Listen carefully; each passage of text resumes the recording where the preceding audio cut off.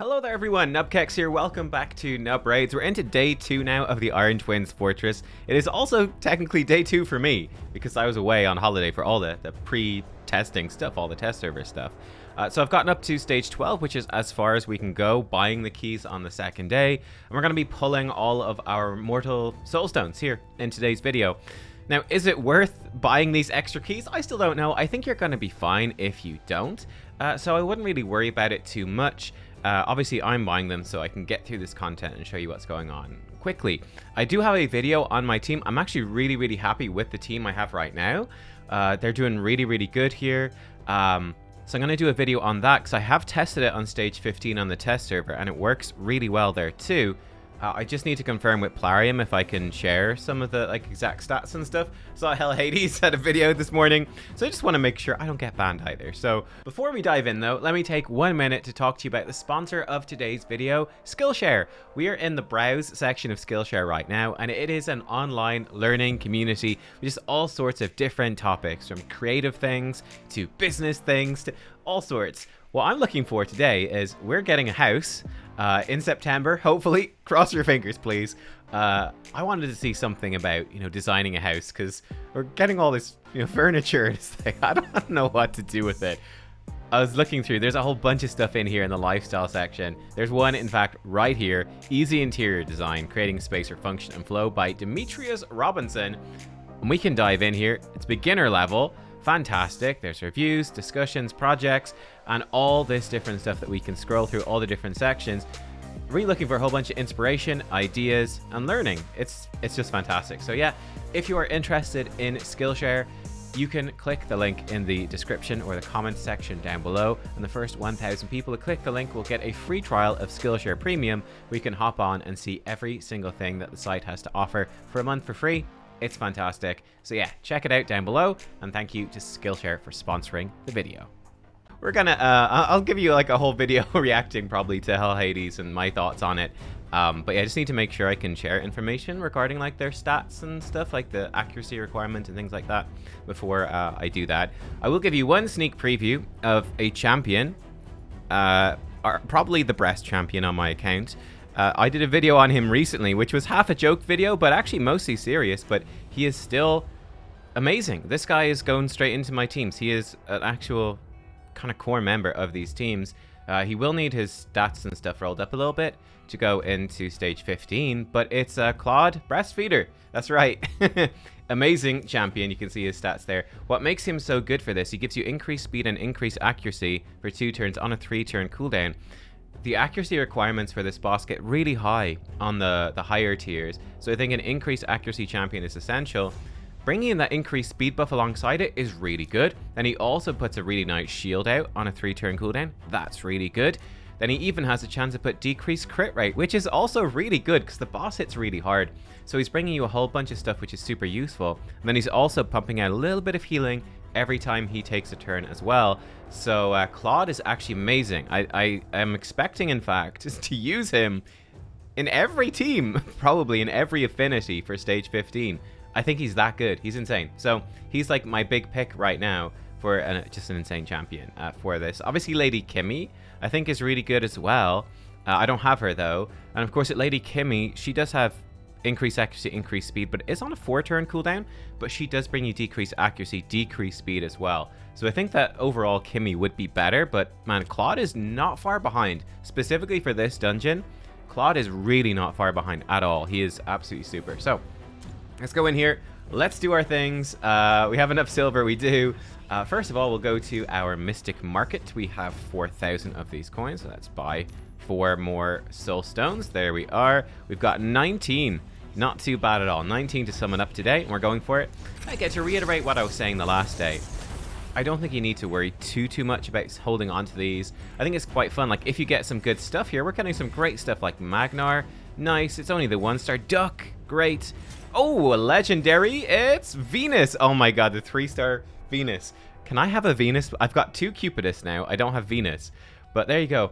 I just think the power potential you might get from this might really help you progressing through Iron Twins or progressing through Hydra, because Hydra now drops these Soulstones. So I really think that you want to do this as much as you can, right? I think for now it's fine to just pull these. We can worry about saving it later and stuff if they do add more events in the future. Yo, Vergis! Oh, a 4-star perfect soul for Vergis. That's actually really good. That's great. Vergis is a fantastic solo champion for a lot of bosses. Like, you put that 4-star thing on Vergis for something like the Scarab boss, and it's really going to speed things up, soloing that. Necro Hunter, actually pretty decent champ now. I know MTG Jedi's done videos on him before. Armina, 3-star perfect soul, cool. I have to be honest, Armina's a champion I never really went around to building because I already had 6-star War Maiden, and I kind of felt like I was only going to use them for faction wars. I already had my Doom Tower hard team done, so I never got around to building Armina really. Okay, 3 to go. Let's do it. Hopefully you guys have had good luck here. Hopefully you guys have had good luck. That's a 2-star Oathbound, 2 to go. I've been reasonably happy. I feel like I haven't really got any of the OP champions. I was really hoping to get something here today that would help with Hydra. Doesn't look like we're gonna get it. Nah, we're not gonna get it. Marquez, actually not a bad champ either. And one thing to watch too is that your storage will start to fill up. So it could be worth considering selling some of these on. We can absolutely come in. Oh, we got another chunk of coins. Actually, oh, we can buy an Immortal Soulstone. Yo, let's do it. These ones might be slightly more worth saving, but these can give you potentially something really good. Come on. No, it's rare? Are you kidding me? Oh my god. 4-star Ironclad? No. What is that? With a 46... I guess it's still a 46% chance for rare. Okay. I guess we dodged the 3-star. Perfect. So at least... Oh well. Really was hoping for a good epic or legendary there, but... I guess you can't have them all. But yeah, not too bad. We got a Magnar now. 1-star. Not too shabby. We'll take it. Fun stuff like this. Awesome. Great. We're getting there. We are getting there. Soul Merchant for me. I have 3 of these. I think they dropped from one of the dungeons. But yeah, I don't think that these are worth buying. I just don't think that these ones are worth buying for these 1-star things. I think it's like you just pick up some 1-stars for some of the champs that you're missing. When you do just happen to pick up some of these coins, I think at the moment, it's just how it seems to me, I think I'd much rather buy Immortal Soulstones and start getting the higher souls than going for these ones. I do think that buying like the upgrade souls to get people from like, let's say 4-star up to 5-star, that's going to be pretty worthwhile, but I think it's going to require lots of saving. And maybe like when you run out of stuff here, you can use it up as well. Like, yeah, you can like trade stuff in and you can get more currency, and then maybe you could spend some excess. But for now, for me, I do think the probably best way to do it is just to buy the actual Soulstones and summon the actual Soulstones. Bearing in mind, summoning Soulstones does give you more currency as well when you have summoned enough. So there you are. Guys, thanks for watching. I hope that you enjoyed. I'm going to go ascend some more people. Yo, Duck. Awesome. Quack, quack. Will we throw some blessings on? Actually, let's throw some blessings on them real quick. Why not? The video's not crazy long, so let's do it. I'll show you my Vergis build as well if you want to solo Scarab Boss. I might even... no, Scarab Boss isn't in this rotation, so I can't solo him for you right now. But if we come across here, let's take a look at these guys. So, wait, they're probably at the top, aren't they? Yeah, oh, Magnar might be in the vault. Sorry, Magnar. So for Vergis, right, going in as a solo, so this is his build for soloing. So for soloing, he needs high resistance, he needs good speed, these sort of defensive stats, and he needs to be in a destroy set to speed it up. So we want stuff that's gonna like help him to solo through. Bearing in mind, we can't pick legendary blessings here. Ignoring resistance, not useful. This one could be okay. Gives him some HP, some resistance, good bit of defense. It's gonna make it so much easier to build him to solo. And then taking less damage when enemies, I guess, counterattack, like that Scarab Boss. Not a bad one. Can block some debuffs, no. His HP is not gonna be destroyed. Blocking this, no. This could be really good, though it gives us bad stats, like attack, crit damage, some HP. Not amazing, and you get a chance of doing bonus damage that's proportional to attack. He doesn't have much attack at all, so I would skip that, but this could be really helpful for some champions soloing. Decreasing enemy defense is not bad. Gives some attack, though, which isn't great. We'd have 10% defense off the boss, probably not worth it. Lethal dose, increase the damage enemies receive from poisons in arena. Well, that's arena only, not going to help us there. Damage according to the number of enemies, no. Less damage from multi-hit skills. That is not bad. Gives them some HP resistance because the Scarab can hit you twice if it breaks your shields. That could be okay. Strengthening your team's aura. That could be useful. Lots of HP and resistance. that is actually probably the most appealing one so far. Lots of nice stats there that we want, and 7.5% strengthening the aura. You could put him with someone with the resistance aura, like a renegade or something like that, just level 1 renegade, and that will make your resistance requirement a bit easier.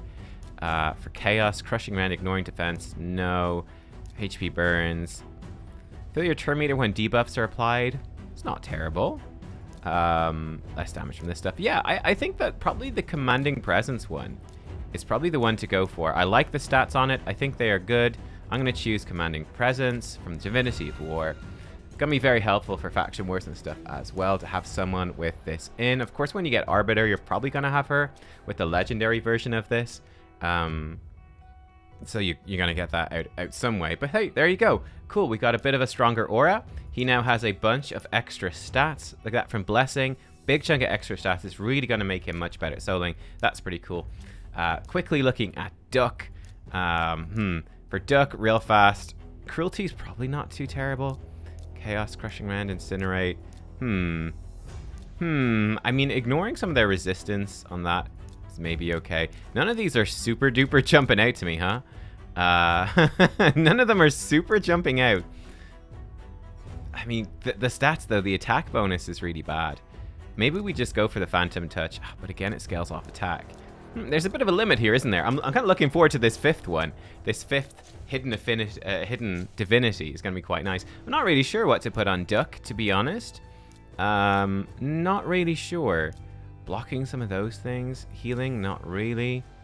Yeah, I don't know. Maybe Phantom Touch just for the sake of it. More damage for living enemies? This one is kind of nice for multi-hit skills. Like, that's maybe Faultless Defense is the one to go for. Bit of damage reduction will give him some HP and resistance. Because he does provoke people. He does get multi-hit a bit. Remove some debuffs. 5% chance to remove these debuffs. Okay. Maybe just the commanding You know what? I think actually just commanding presence as well. Just for faction grips for now. Yeah, I think we'll just go with this. Which is a bit underwhelming, but let's just get him the commanding presence for now. I think it's going to be okay. And then for Magnar, is probably the most interesting one. For Magnar, who is presumably in the vault. There he is. Get out of there, Magnar. What are you doing in the vault? Now, he is a damage dealer through and through. So I think for him, probably Crushing Rend. First hit each round ignores 1% of the target's defense. It's pretty weak, and unfortunately that attack is not useful for him. But ignoring some defense, I think, is gonna be helpful for him to nuke things down in like wave-based content, for him to nuke things down in faction wars, and obviously it's gonna be a little bit of ignore defense for arena. That's probably the way to go. Cruelty would be another good one. Whenever you hit an enemy, decrease their defense until the end of the round. That is also pretty good. Decrease their defense per hit. Because his A2 is a double hitter, you might get that defense decrease. Yeah, I think I'm actually going to give him Cruelty. Again, the attack is unfortunately not good, but the rest is pretty good. So, yeah, I think we'll go with that. Yeah, I'm going to go with this for now. But, again, possibly switch him over to Crushing Rend. This gets, I think, really good. It's just going to ignore defense for every hit, I think. Every hit. Instead of just like the first hit or the first two hits. At 6-star, this one gets a lot better. So there's sort of things I'm looking at and considering. Testing things out initially, but may switch them up as we go a bit further. I think Cruelty is going to be the best one for like the sort of stuff I use Magnar for. And still be pretty good for Arena if I ever need to use them there. But there you go, guys. I hope that you enjoyed. That was my Awakening stuff day 2. Hopefully it went well for you. And I will see you tomorrow. Hopefully, when I figure out what I can do with the guide. I'll show you how I'm taking on like stage 15, the team I'm using, and all the rest. So yeah, stay tuned. Thanks for watching. Bye-bye.